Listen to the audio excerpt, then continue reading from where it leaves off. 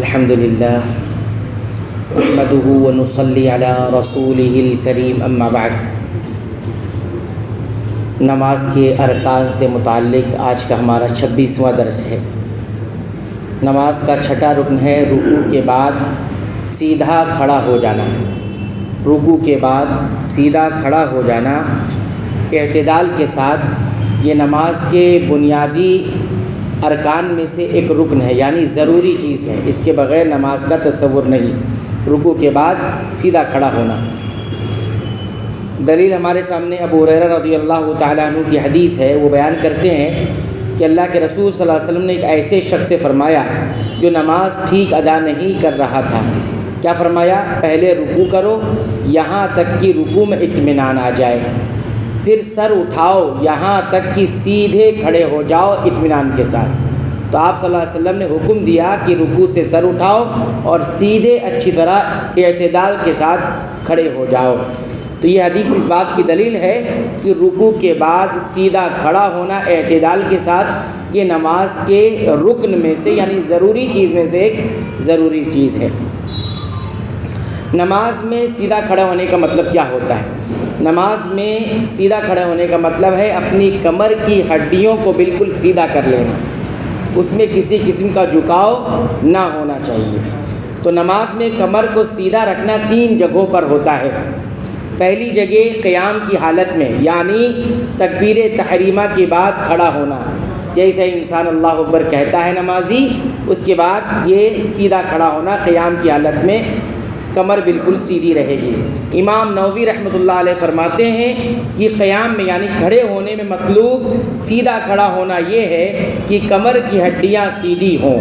جو شخص قادر ہو یعنی کر سکتا ہو، وہ ایک طرف جھک کر یا قیام کی سنتی ہیئت سے ہٹ کر یا رکوع کی حد تک جھک کر کھڑا نہیں ہو سکتا۔ اگر اس کا جھکاؤ رکوع کی حد تک تو نہ پہنچے لیکن رکوع کے زیادہ قریب ہو تو 2 قول ہے، یعنی اصل ہے سیدھا کھڑا ہونا، لیکن اتنا جھک گیا کہ لگتا ہے کہ رکوع میں ہے، یا اس کو کھڑا ہونا والا نہیں کہہ سکتی کہ کوئی کھڑا آدمی ہے بلکہ جھکا ہوا آدمی، ایسا کوئی اس کو دیکھ کر کہے تو اس کو کھڑا ہونا نہیں کہتے ہیں۔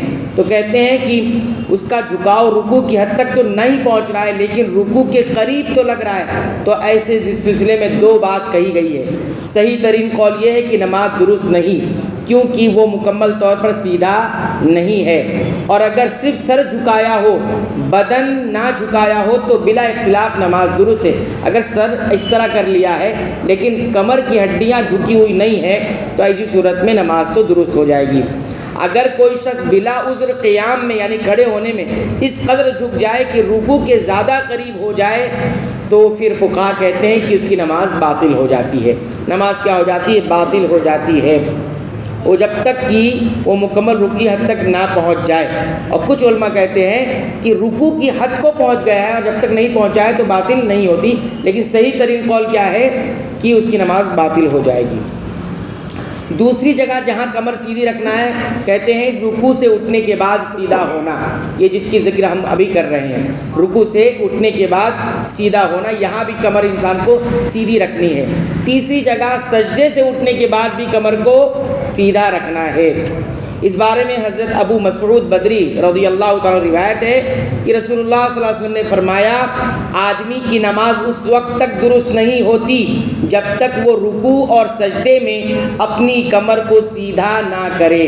رکوع میں اور سجدے میں، سجدے سے مراد یہاں پر سجدے سے اٹھ کر جب 2 سجدوں کے درمیان بیٹھتا ہے اس وقت بھی اس کی کمر کیا ہونی چاہیے؟ سیدھی ہونی چاہیے۔ یہ حدیث سنن ابو داؤد، سنن ترمذی اور نسائی وغیرہ اور ابن ماجہ میں بھی موجود ہے۔ امام ترمذی رحمۃ اللہ علیہ فرماتے ہیں صحابہ کرام اور ان کے بعد آنے والے اہل علم کا اسی پر عمل ہے کہ آدمی رکوع اور سجدے میں اپنی کمر سیدھی کرے۔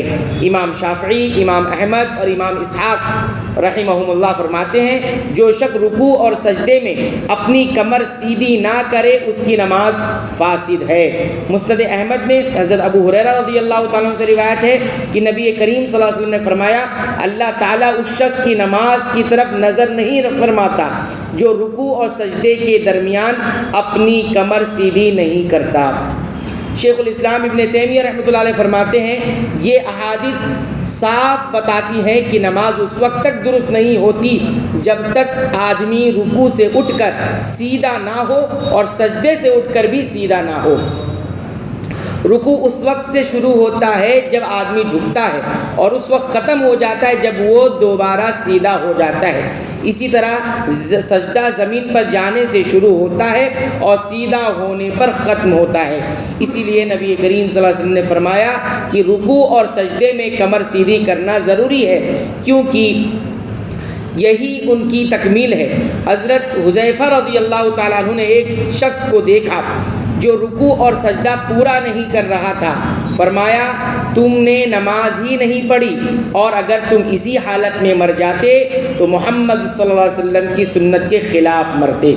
ایک دوسری روایت میں فرمایا کہ تم اس فطرت کے خلاف مرتے جس پر اللہ تعالیٰ نے محمد الرسول اللہ صلی اللہ علیہ وسلم کو پیدا فرمایا ہے۔ یعنی رکوع اور سجدے اگر ٹھیک نہیں ہو رہے ہیں، کمر سیدھی نہیں ہوتی انسان کی قادر ہونے کے باوجود بھی، تو فرمایا کہ تم اس فطرت کے خلاف مرو گے جس پر اللہ تعالیٰ نے محمد الرسول اللہ صلی اللہ علیہ وسلم کو پیدا فرمایا۔ تو اعتدال کے ساتھ انسان کو کھڑے بھی رہنا ہے سجدے کے بعد بھی اور رکوع کے بعد بھی۔ سجدے سے مراد یعنی بیٹھتے وقت اور رکوع کے بعد سیدھے کھڑے ہونے میں۔ رکوع سے اٹھنے کے بعد اعتدال کی حد وہی ہے جو تکبیر تحریمہ کے بعد ہوتی ہے۔ اور بیٹھنے کی حالت میں کس طرح رکھنا کہتے ہیں، احتیاط یہی ہے کہ بیٹھنے کی حالت میں اتنا نہ جھکا جائے کہ پیشانی گھٹنوں سے آگے نکل جائے۔ کوئی ایسے اتنا جھک رہا ہے کہ انسان کا جو گھٹنا ہے اس کے آگے اس کی پیشانی جا رہی ہے تو اس کو کہیں گے کہ یہ جھک گیا ہے۔ تو یہ اتنا نہیں جھکنا چاہیے کہ انسان کی پیشانی گھٹنے کے آگے چلی جا رہی ہے۔ تو خلاصہ یہ ہے کہ اگر نمازی قیام میں اتنا جھک جائے کہ رکوع کی حد تک پہنچ جائے یا رکوع کے زیادہ قریب ہو جائے تو اختلاف کے مطابق تو اس کی نماز باطل ہو جاتی ہے، اور بیٹھنے کی حالت میں اس قدر جھکنا درست نہیں کہ پیشانی گھٹنوں سے آگے نکل جائے۔ لہٰذا ان تمام چیزوں کا بھی ہمیں خیال رکھنا چاہیے۔ سیدھا کمر سیدھی کرنا یہ نماز کے رکن میں سے ہے۔ اللہ تعالیٰ سے دعا ہے رب العالمین تو ہمیں سنت کے مطابق عبادتوں کو انجام دینے کی توفیق عطا فرما۔ اے اللہ تو ہماری عبادتوں کو قبول فرما لے اور اس میں ہونے والی لغزشوں اور خطاؤں کو معاف فرما۔ اے اللہ تو ہماری مغفرت فرما، ہمارے والدین کی مغفرت فرما، تمام مسلمانوں مومنوں اہل توحید کی مغفرت فرما، آمین۔